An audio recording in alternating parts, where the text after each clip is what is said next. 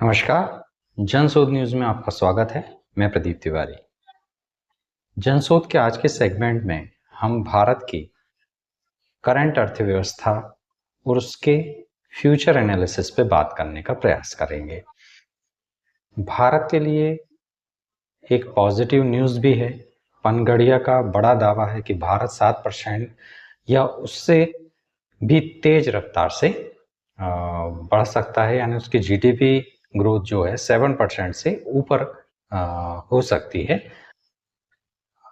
मगर इसी में जनशोध का एक सवाल है कि क्या यह ग्रोथ जमीन पर भी रोजगार, उद्योग और आम आदमी की जिंदगी को बेहतर करने में काम आएगी, या ये केवल जो बड़े बड़े इंडस्ट्रियलिस्ट हैं या जो बड़े बड़े उद्योगपतियां हैं, ये पैसा उनकी जेब में चला जाएगा।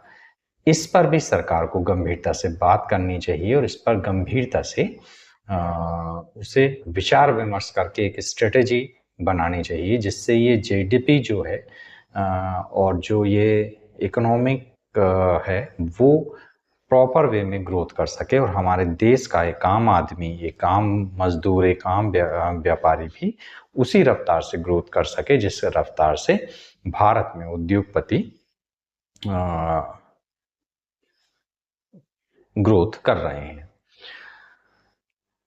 अब इस सब पर भारत की अर्थव्यवस्था को लेकर एक महत्वपूर्ण बहस चालू हो गई है। 16वें वित्त आयोग के अध्यक्ष अरविंद पनगड़िया का कहना है कि भारतीय अर्थव्यवस्था कम से कम 7% की दर से बढ़ सकती है और मौजूदा परिस्थितियों में आरबीआई के अनुमान से बेहतर यह परफॉर्मेंस करती है। लेकिन इस बयान की असली महत्व जो हमने बात की थी केवल जीडीपी के आंकड़े में नहीं, असल सवाल यह है कि अगर भारत 7% या उससे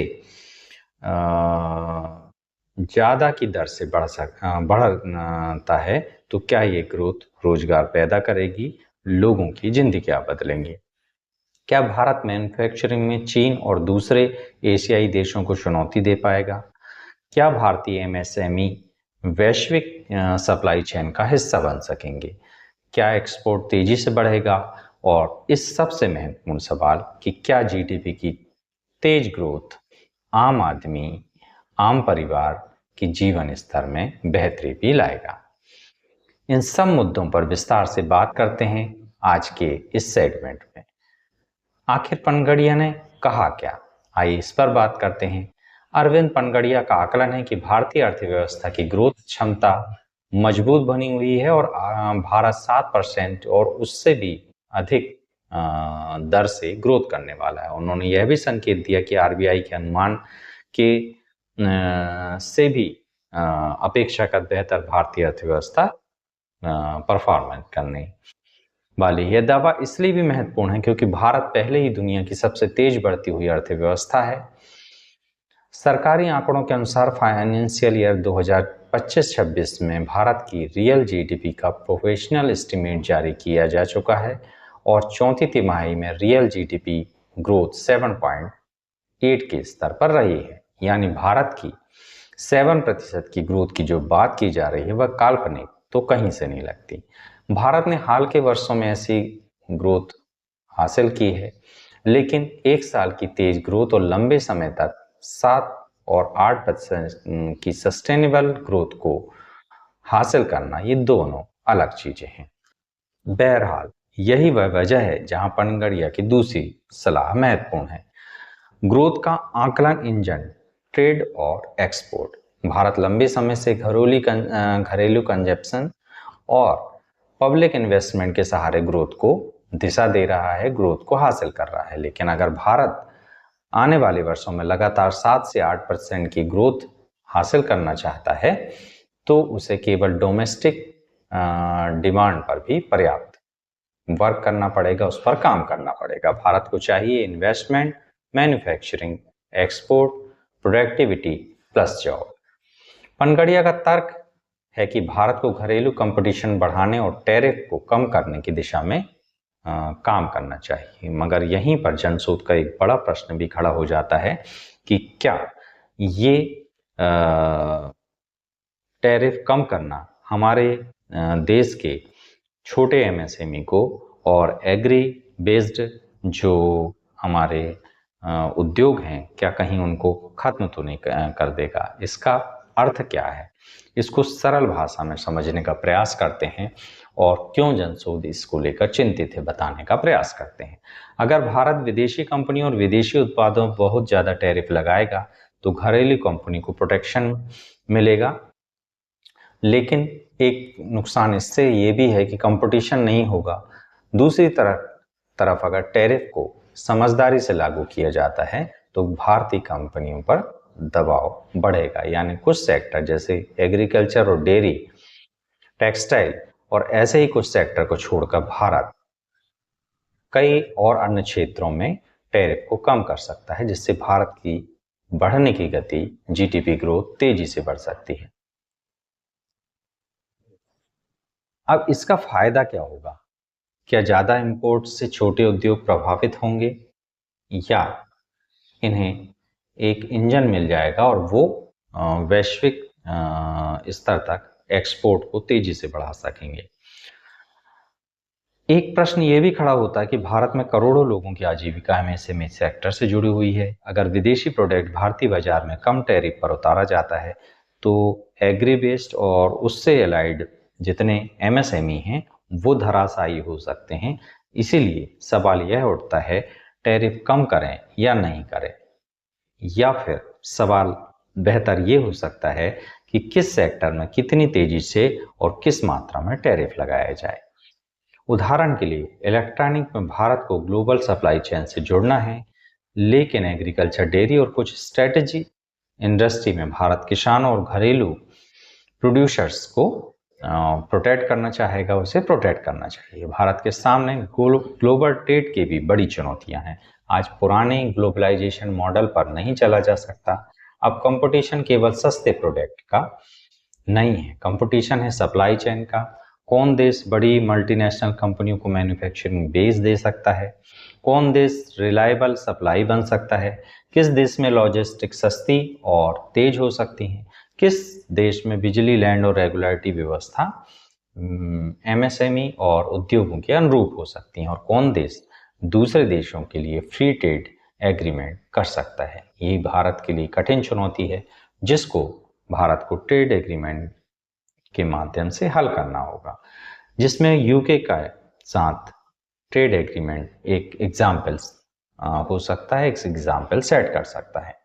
भारत और यूके के बीच में comprehensive economic and trade agreement लागू होने के बाद भारतीय एक्सपर्ट्स को यूके मार्केट में 99% टैरिफ लाइंस पर जीरो ड्यूटी एक्सेस मिलने की जो बात सरकार ने कही है और मिल रही है, भारतीय एक्सपोर्ट्स के लिए बड़ा अवसर है।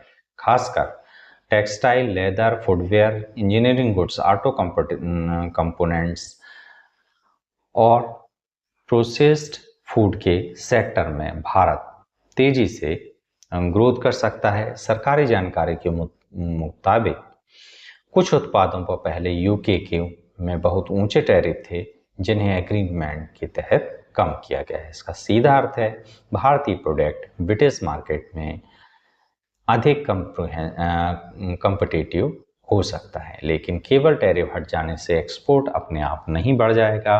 भारत को क्वालिटी, स्केल, लॉजिस्टिक और डिलीवरी रिलायबिलिटी पर भी बड़ी मेहनत अभी करनी बाकी है। अमेरिका के साथ ट्रेड भी एक बड़ी चुनौती है भारत के लिए। भारत अमेरिका व्यापार संबंध इस समय बहुत तनावपूर्ण स्थिति में है। 2026 में अमेरिकी टैरिफ ने भारतीय एक्सपोर्टर्स को सामने नई चुनौती पैदा की थी। सरकार के अनुसार जुलाई 2026 में यूएस ने सैंक्शन 301 के तहत कई ऐसे प्रोडक्ट्स हैं जिन पर 10% की ड्यूटी लगा दी थी, मगर 45% ऐसे प्रोडक्ट भी थे जो इन सब दायरे से बाहर थे। इन सब कवायद के बीच में बड़ा प्रश्न ये भी है कि क्या भारत चीन से चुनौती ले सकता है? अगर भारत मैन्युफैक्चरिंग पावर हाउस बनना चाहता है तो सबसे पहली तुलना उसकी चीन से ही होगी।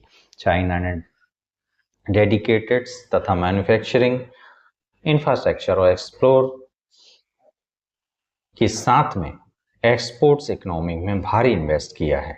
भारत के सामने चुनौती केवल चाइना प्लस वन स्ट्रेटेजी नहीं है, बल्कि एक अलग स्ट्रेटेजी अपनाकर चाइना को कंपटीशन देना है। यहाँ उत्पादन करना इकोनॉमिकली सेंसिबली है। इसके लिए 5 चीज़ें बेहद जरूरी है। Competitive electricity, efficient logistic, skill labour, stable regulation और कॉम्पिटिटिव इनपुट कॉस्ट।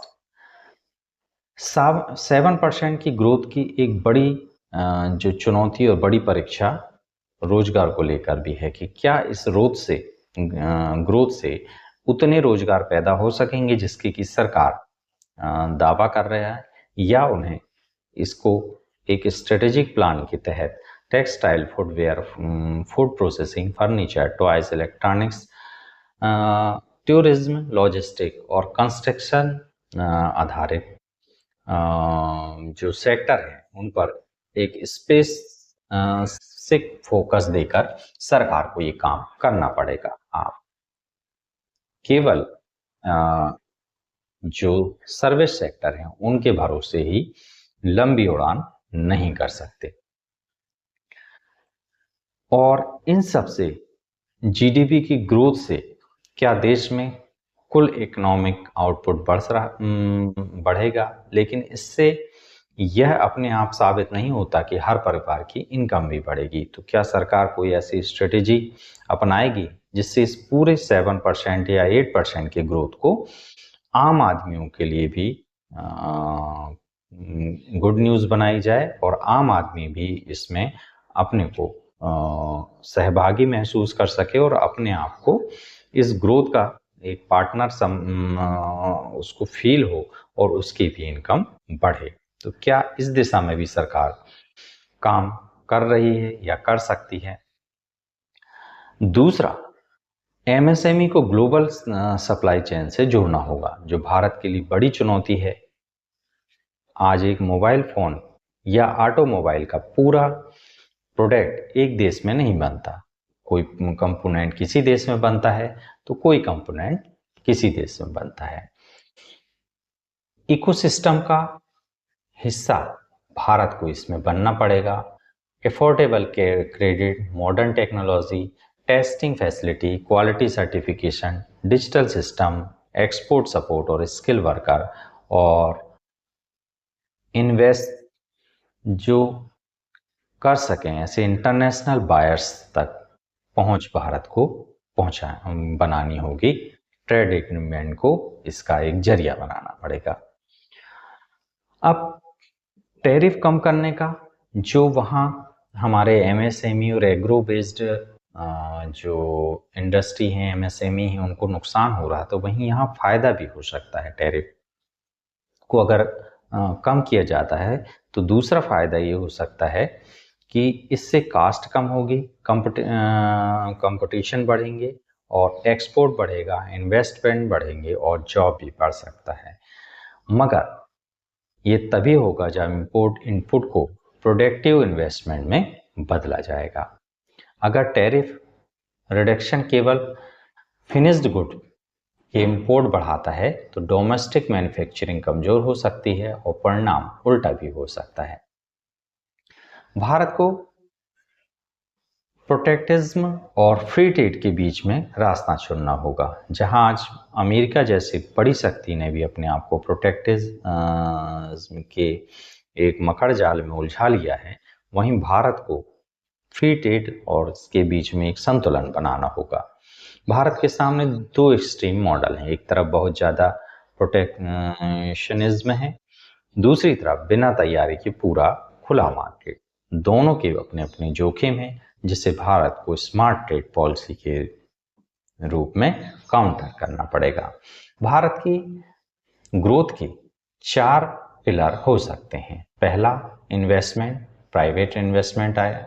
दूसरा, मैन्युफैक्चरिंग, भारत को मैन्युफैक्चरिंग का ग्लोबल हब बनाया जाए। तीसरा, एक्सपोर्ट्स, भारत का एक्सपोर्ट्स बढ़ाया जाए। चौथा, ह्यूमन कैपिटल, स्किल्ड और एजुकेशन में निवेश करना पड़ेगा और हमें स्किल्ड वर्कर और स्किल्ड प्रोफेशनल खड़े करने पड़ेंगे। सबसे बड़ा सवाल ये है कि क्या सरकार अकेले यह कर सकती है? तो इसका सीधा सा उत्तर है नहीं। सरकार इंफ्रास्ट्रक्चर बना सकती है, ट्रेड एग्रीमेंट कर सकती है, टैरिफ भी बदल सकती है, टैक्स रिफॉर्म भी कर सकती है, लेकिन अल्टीमेटली इन्वेस्टमेंट प्राइवेट सेक्टर करेगा।